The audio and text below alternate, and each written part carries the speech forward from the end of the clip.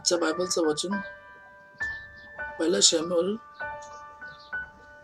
16 काव्य 1 नंतर 6 ते 7 आणि नंतर 10 ते 13.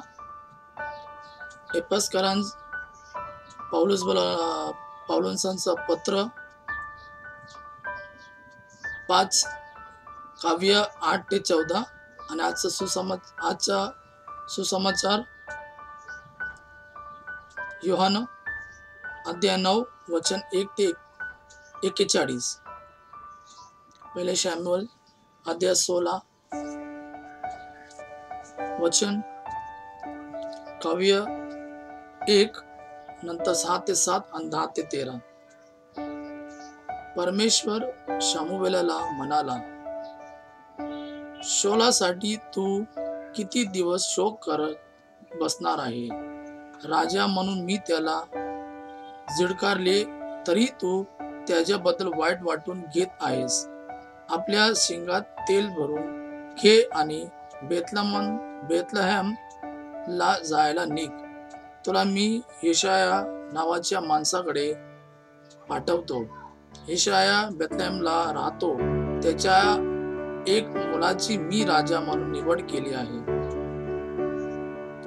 यशाया आणि त्याची मुले आली तेव्हा शमूएलने आल्याबला पाहिले. शमूएलने वाटले, हाच तो परमेश्वराने निवडलेला माणूस. तेव्हा परमेश्वर शमूएलला म्हणाला, आलियाब उच्चापुरा आणि देखणा आहे, पण रूपावर जाऊ नको. परमेश्वराची नजर माणसासारखी नसते. तुम्ही बाहेर रूपाला पाडतात, पण परमेश्वर अंतरंग पाहतो. आलियाब ही योग्य व्यक्ती नव्हे. ईशाने आपल्या 7 मुलांना शमूएल पुढे हजर केले, पण शमूएल म्हणाला, यापैकी कोणालाही परमेश्वराने निवडले नाही. त्याने पुढे ईशायाला विचारले, इथे तुझी सगळी मुलं हजर आहेत का? ईशाया म्हणाला, नाही, आणखी एक आहे, सगळ्यात धाकटा. तो रानात मेंढरे राखायला गेला आहे. शमूएल म्हणाला, त्याला बोलावणे पाठवून इथे आण. तो येईपर्यंत आपण जेवायला सुरुवात करायची नाही. ईशायाने मग पुन्हा तरी पाठवून आपल्या धाकट्या मुलांना यायला सांगितले. तो अतिशय देखणा तांबूस वर्णाचा तरुण होता. परमेश्वर आता शमूएलला म्हणाला, उठ आणि याला अभिषेक कर, हाच तो. शमूएलने आपले तेलाने भरलेले शिंग उचलले आणि ईशायाच्या या धाकट्या मुलावर सर्व भावडांसमोर त्या खास तेलाने अभिषेक केले. तेथून पुढे दिवादार परमेश्वराच्या आत्म्या जोरदार संचार होऊ लागला. एवढ्या झाल्यावर शमूएल रामा येथे परतला.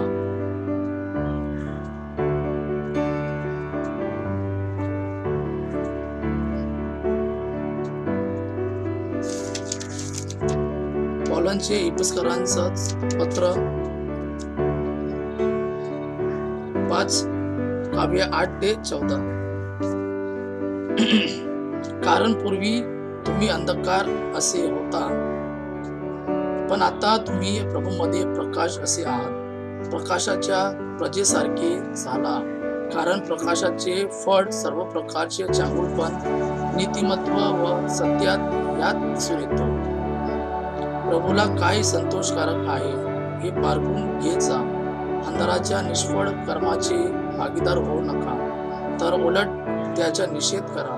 कारण त्या लोकांच्या हातून जी कर्मे गुप्तपणे होतात त्यांचे उच्चार करणे देखील लज्जास्पद आहे.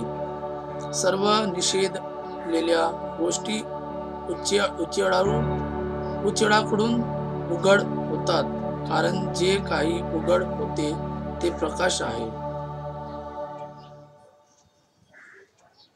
म्हणून तो म्हणतो, हे निद्रस्ता, जगा हो व मेल्यातून उठ, म्हणजे ख्रिस्ताचा प्रकाश तुझ्यावर पडेल.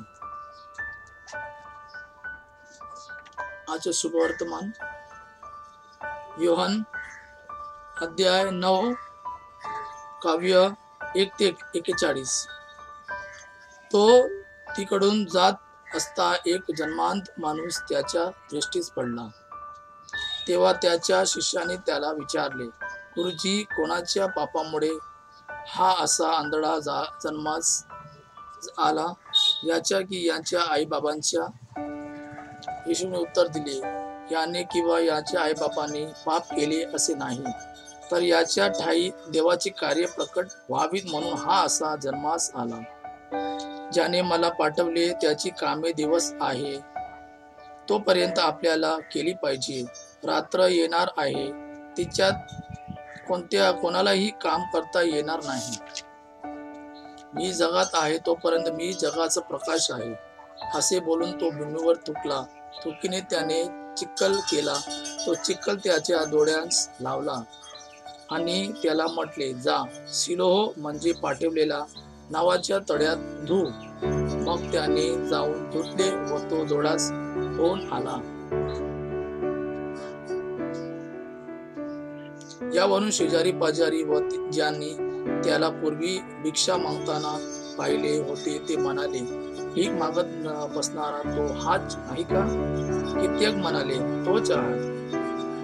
दुसरे म्हणाले, नाही, या त्याच्यासारखा आहे. तो म्हणाला, मी तोच आहे. यावरून ते त्याला म्हणाले, तुझे डोळे कसे उघडले?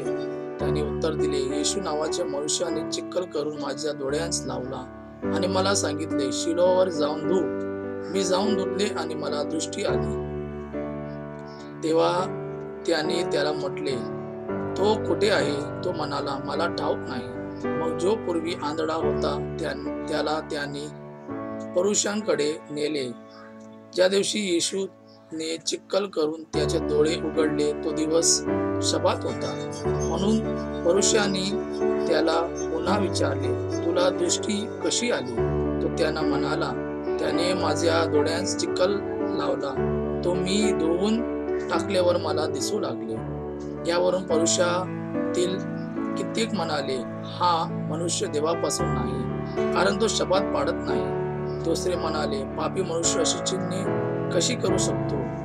अशी त्यांच्यामध्ये फूट पडली.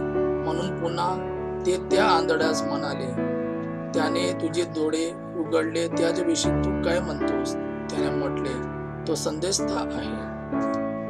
यहोवाने त्या दृष्टी प्राप्त झालेल्या माणसांच्या आईबापांना बोलून विचारपासून करीपर्यंत तो पूर्वी आंधळा असून आता डोळास झाला आहे हे खरे मानले नाही. त्यांनी त्याला विचारले, तुमचा जो मुलगा आंधळा जन्मला असे म्हणता तो हाच काय? तर आता त्याला दृष्टी कशी आली? त्याचे आईबाबांनी उत्तर दिले, हा आमचाच मुलगा आहे व तो आंधळा जन्मला हे आम्हाला ठाऊक आहे. तरी आता त्याला दृष्टी कशी आली हे आम्हाला ठाऊक नाही, किंवा त्याचे डोळे कोणी उघडले हेही आम्हाला ठाऊक नाही. त्याला विचारले, तो वयात आलेला आहे, तो स्वतःविषयी सांगेल. त्याच्या आईबाबांनी यहोवाचे भय होते म्हणून ते असे म्हणाले, कारण हा ख्रिस्त आहे असे कोणी पत्त करल्यास त्याला सभा बहिष्कृत करावी असे यहूदांचे अगोदरचे एकमत झाले होते. यामुळे त्याच्या आईबाबांनी म्हटले, तो वयात आलेला आहे, त्याला विचारा. मग जो मनुष्य पूर्वी आंधळा होता त्याला त्याने दुसऱ्यांदा बोलून म्हटले, देवाचे गौरव कर, तो मनुष्य पापी आहे हे आम्हाला ठाऊक आहे. यावरून त्याने उत्तर दिले, तो पापी आहे किंवा नाही हे मला ठाऊक नाही, पण मला एक गोष्ट ठाऊक आहे की मी पूर्वी आंधळा होता व आता मला दिसते. यावर त्याने त्याला म्हटले, त्याने तुला काय केले? त्याने तुझे डोळे कसे उघडले? त्याने त्याला उत्तर दिले, आता मी तुम्हाला सांगितले तरी तुम्ही ऐकले नाही.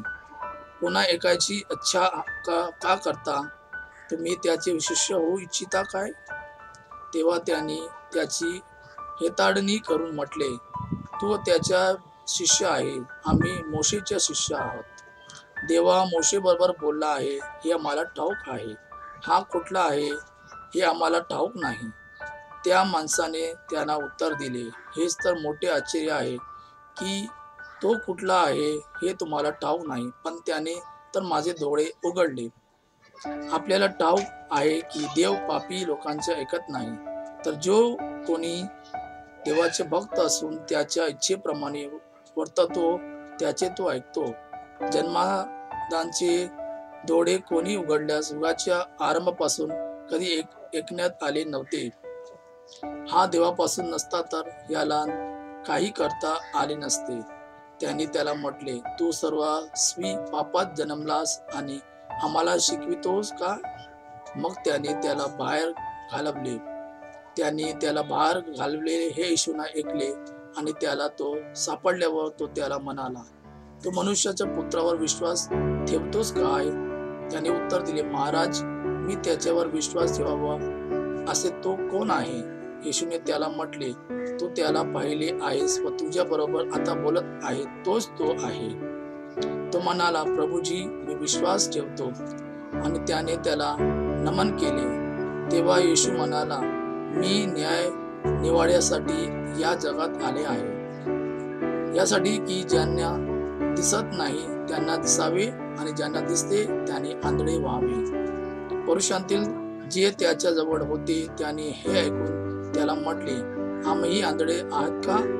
येशूने त्यांना म्हणाला, तुम्ही आंधळे असता तर तुम्हाला पाप नसते, परंतु आम्हाला दिसते असे तुम्ही आता म्हणता, म्हणून तुमचे पाप तसेच राहते. हे प्रभूचे शब्द आहे. प्रभूला धन्यवाद.